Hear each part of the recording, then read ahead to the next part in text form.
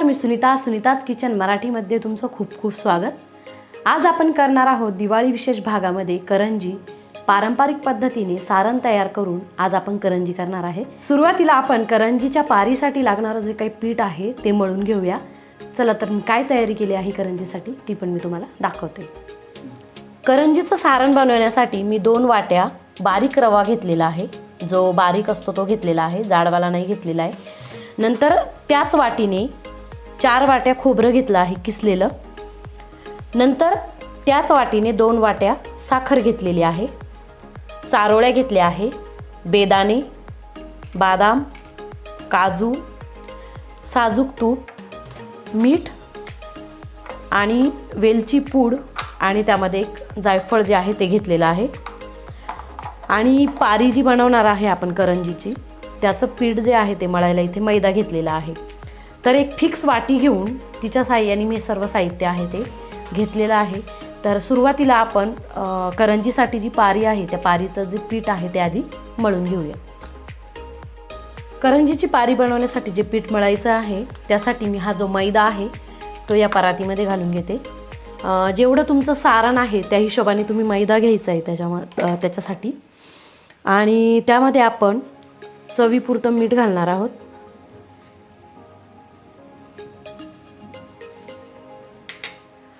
आणि त्यामध्ये कडकडीत तापलेलं जे तेल असतं ते मी एक साधारण 4 ते 5 चमचे तेल घालून घेते, कारण माझं पीठ पण जास्तीचं आहे। तेल कडकडीत गरम झालेलं असतं, त्यामुळे असं चमचा किंवा उलथणीच्या सहाय्याने ते थोडंसं मिक्स करून घ्यायचं आहे। डायरेक्टली हात नाही घालायचं आहे, कारण मग ते तेल जे आहे त्याच्यामुळे हाताला पण भाजू शकतं। करंजीची पारी थोडीशी खुसखुशीत होण्यासाठी आपण त्यामध्ये थोडासा रवा मिक्स करणार आहोत। अगदी थोडासा, खूप पण नाही करायचा आहे मिक्स, कारण जास्तीचा रवा जर मिक्स केला तर ती करंजी जी असते जास्त टिकत नाही, म्हणजे तिचं जे वरचं कवर असतं ते पटकन फुटून जातं। त्यामुळे अगदी थोडासा रवा जो आहे तो मी मिक्स केलेला आहे। रवा जो आहे तो आपण मिक्स करून घ्यायचा व्यवस्थित त्यामध्ये। आणि मिक्स झाल्यानंतर त्यामध्ये थोडंसं पाणी घालून आपण कणिक जशी मळतो तसं मळून घ्यायचं आहे। ह्या पारीचं पीठ जे आहे खूप घट्ट पण नाही मळायचं आहे आणि सैल तर नाहीच मळायचं आहे, असं मीडियम असं पीठ मळून घ्यायचं आहे। पीठ जे आहे आपलं ते मळून झालेलं आहे बऱ्यापैकी। मळताना मी ते तळव्याच्या हाताने प्रेस केलेलं आहे, असं प्रेस करून मळतीये जेणेकरून ते पटकन एकजीव होतं। मस्त असा गोळा तयार झालेला आहे मळून। जे पीठ आहे ते मळून झालेलं आहे आणि ते आपण हा गोळा जो आहे असा यामध्ये ठेवून देणार आहे आणि त्यावर एक झाकणी घालून ठेवणार आहे। साधारण एक अर्धा तास ते पाऊण तास जर भिजलं तर ते खूप छान भिजलं जातं। असं याच्यावर एक झाकण ठेवून आणि ते ठेवून देणार आहे। तर हे पीठ जे आहे ते भिजतंय तोपर्यंत आपण सारण जे आहे ते बनवून घेणार आहोत। सारण बनवण्यासाठी एक मोठे जे चमचे ते 2 चमचे तूप मी घालून घेणार इथे।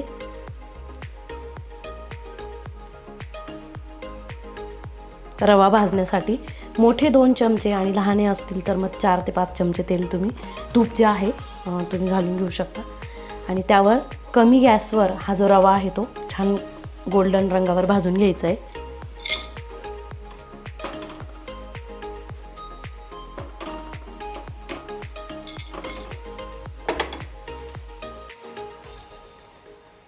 रवा भाजताना फ्लेम अगदी कमी ठेवायची आहे, जेणेकरून तो आपल्याला एकदम जळल्यासारखा फील नाही आला पाहिजे। रव्याला बघून एकदम असं छान खरपूस सर्व बाजूनी भाजून घेतला गेला पाहिजे।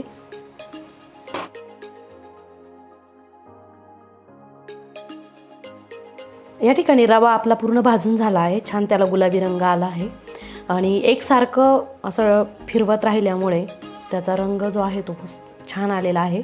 रवा कच्चा पण नाही ठेवायचा आहे, त्यामुळे तो चांगला लागत नाही। तर छान आपला गोल्डन कलरवर आपण रवा भाजून झालेला आहे। फ्लेम बंद केलेली आहे। रवा जो आहे ह्या परातीमध्ये काढून घेणार आहे।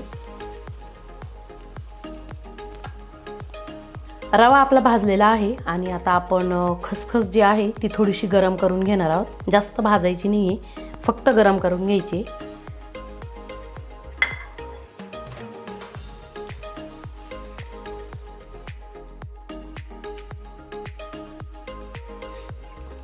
एक अर्धा मिनिट खसखस गरम करून घेतली आहे आणि आता आपण ती काढून घेऊया.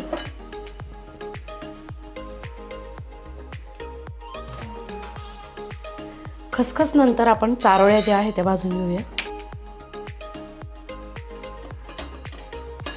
थोड्याशा गरम करून घ्यायच्या आहे. हे गरम करण्याचं कारण असं आहे, करंज्या ज्या आहे ते जास्त दिवस राहतात आणि आतमध्ये हे जे काजू बदाम किंवा म्हणजे हे चारोळ्या असतील, ड्रायफ्रूट्स असतील तर ते खराब होऊन आणि मग ते करंजीची टेस्ट बदलते. तर त्यामुळे थोडंसं भाजून घ्यायचं जेणेकरून ते खराब लागत नाही. अर्धा मिनिट आपण हे भाजून घेतलं आहे आणि ते पण आता आपण काढून घेऊया.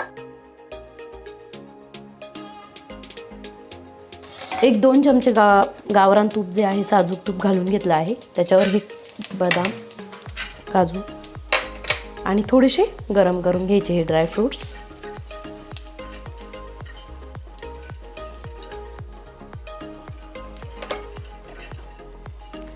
तर थोडेसे ते गरम झाले, आता ते पण आपण काढून घेऊया.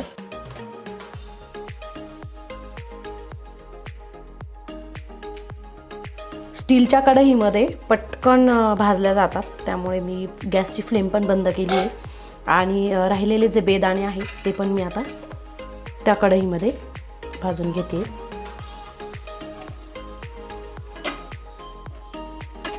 सर्व ड्रायफ्रूट्स, बेदाणे आणि आपण चारोळे सर्व काही भाजून घेतलं आहे. त्यामधलं जे काही थोडंफार मॉइश्चर असतं ते पण निघून जातं आणि हे जे ड्रायफ्रूट्स वगैरे आहे ते छान टिकतात. त्यामुळे आपल्या करंज्यासुद्धा जास्ती दिवस त्याची टेस्ट बदलणार नाही आहे, कारण आतले पदार्थ पण त्याच्यामध्ये चांगले राहणार आहे. तर थोडेसे बेदाणेसुद्धा आपण गरम करून आणि काढून घेणार आहोत.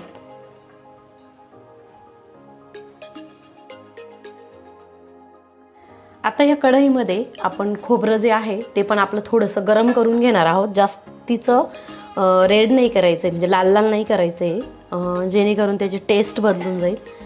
थोडंसं गरम करून घेऊ आपण.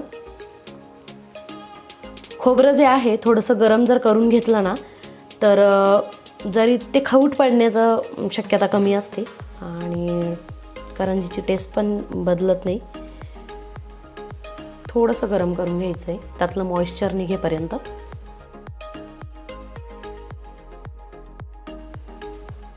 थोडंसं खोबरं जे आहे आपलं गरम झालेलं आहे. आता आपण ते जे सारण आहे त्यामध्ये घालून घेऊया.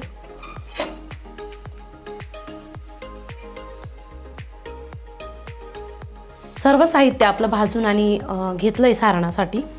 शेवटी आपण वेलदोडी पूड जी आहे ती घालून घेणार आहोत, 1 ते 1.5 चमचा. माझं सारण जास्तीचं आहे त्यामुळे मी जास्तीचं घातलेले आहे वेलदोडी पूड.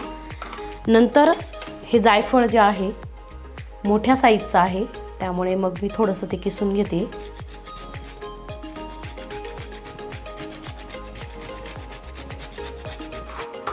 हे सर्व साहित्य आधी आपण मिक्स करून घेणार आहोत.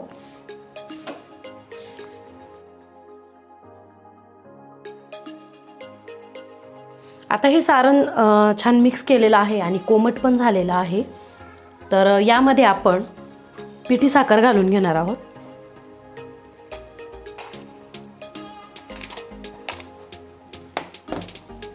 थोडी थोडी त्यामध्ये मिक्स करून घेणार आहे.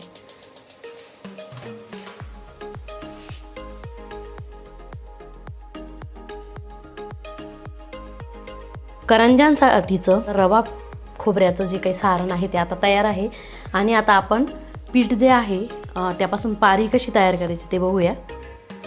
करंज्याच्या ज्या लाट्या आहेत त्या बनवण्यासाठी आपण साठा तयार करून घेतो आहे. तर त्यासाठी मी ते तूप जे आहे ते असं वितळून घेतलेलं आहे. म्हणजे हे गरम नाही आहे, थंड आहे, पण मी असं घट्टसर नाही घेतलं आहे, पातळ करून घेतलेलं आहे. तर ते ह्या कॉर्नफ्लॉवरमध्ये मिक्स करायचं आहे आणि त्याची अशी छान पेस्ट तयार करून घ्यायची.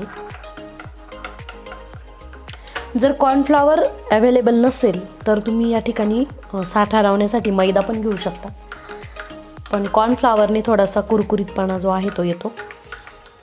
आणि जर का तुम्हाला लेअरची करंजी हवी असेल तर तुम्ही अशा पद्धतीने करू शकतात. आणि जर साधीची करायची असेल तर डायरेक्टली आपण जे पीठ मळून ठेवलं आहे त्याच्यातून गोळा घेऊन ते पण डायरेक्टली करंजी करू शकता. ती पण छान खुसखुशीत होते कारण आपण त्यामध्ये रवा घातलेला आहे आणि जे मोहन असतं तेलाचं ते पण घातलेलं आहे, त्यामुळे ती पण छान होते. पण मी इथे तुम्हाला साठा लावून जी असते ती पण बनवून दाखवणार आहे. आता साठा जो आहे इथे तयार केलेला आहे. आता मी थोडासा पिठाचा गोळा घेऊन त्याची एक पोळी लाटून घेणार आहे. आपलं पीठ जे आहे ते छान असं भिजलेलं आहे इथे, तर एक पोळी लाटता येईल एवढा जो गोळा आहे मी तो काढून घेते याच्यातनं आणि तो छान मळून घ्यायचा आहे. पीठ आपलं छान भिजलं आहे, जवळजवळ 1-1.5 तास आपलं पीठ छान भिजलेलं गेलेलं आहे. तर त्याची आपण छान पोळी तयार करून घेऊ आधी.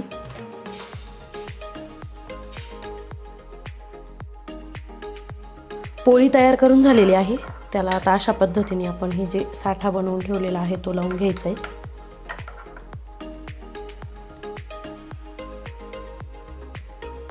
सर्व बाजूने ते स्प्रेड करून घ्यायचं आहे असं. आता याची आपण काय करायची आहे, छान अशी घट्ट अशी गोल वडी जी आहे वळून घ्यायची आहे त्याची सर्व बाजूने. आणि यामध्ये एअर राहणार नाही याची काळजी घ्यायची आहे. आणि त्यासाठी घट्ट अशी वळून घ्यायची अशा पद्धतीने. त्यानंतर याच्या लाट्या आपण करून घ्यायच्या आहे.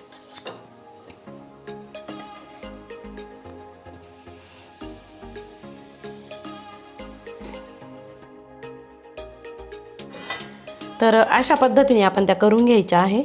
मी आता एक लाटी पारी बनवण्यासाठी काढून घेते. तर करंजीसाठी पारी आपण यापासून बनवून घेणार आहोत अशा पद्धतीने.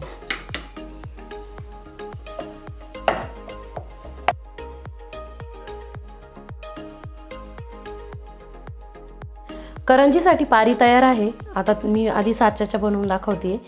तर साच्याच्या बनवण्यासाठी अशा प्रकारे पारी इथे ठेवून द्यायची आहे आणि त्यामध्ये अशा प्रकारे सारण जे आहे ते भरून घ्यायचं आहे.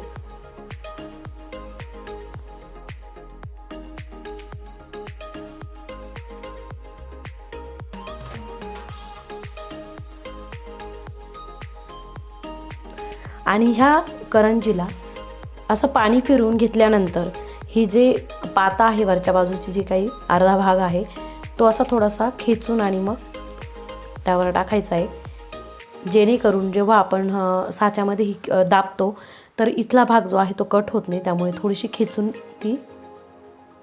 घ्यायची आहे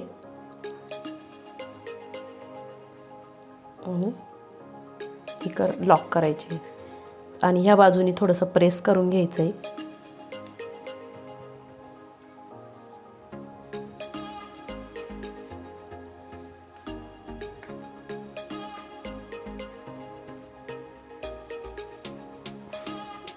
छान आपली करंजी जी आहे ती तयार आहे. तर अशाच पद्धतीने मी सर्व करंज्या ज्या आहेत त्या बनवून घेणार आहे.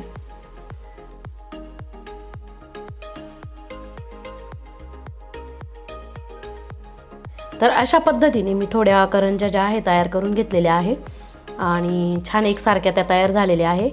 तर ठेवताना ताटामध्ये मी अशा प्रकारे कॉटनचा कपडा ठेवून आणि मग ठेवले आहे, कारण त्या मग ताटाला चिकटून बसतात. तर त्यासाठी असा कॉटनचा कपडा ठेवायचा आहे. आणि इकडे मी कढईमध्ये तेल पण गरम करत ठेवलेलं आहे. तेल गरम झालं की आपण त्या तळून घेऊया.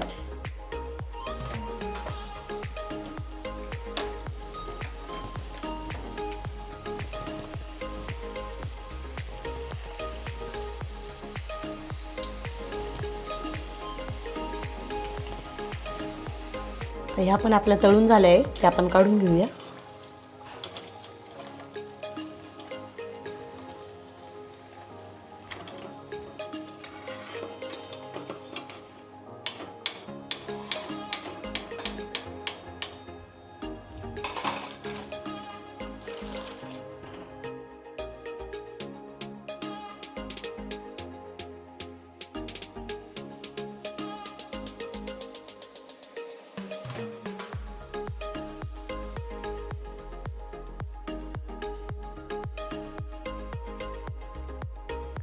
गरमागरम खमंग खुसखुशीत अशा करंज्या तयार आहे। ही रेसिपी या दिवाळीला नक्की ट्राय करा आणि करंज्या करून बघा त्या कशा झाल्या कमेंटमध्ये सांगायला विसरू नका। अजूनही चॅनलला सबस्क्राईब केलं नसेल तर एकदा सबस्क्राईब नक्की करा आणि बेल आयकॉनचं बटनसुद्धा प्रेस करा, जेणेकरून माझ्या येणाऱ्या नवनवीन व्हिडिओचं जे काही नोटिफिकेशन असेल ते तुम्हाला वेळीच भेटून जाईल। चला तर भेटू आपण आपल्या नेक्स्ट व्हिडिओमध्ये।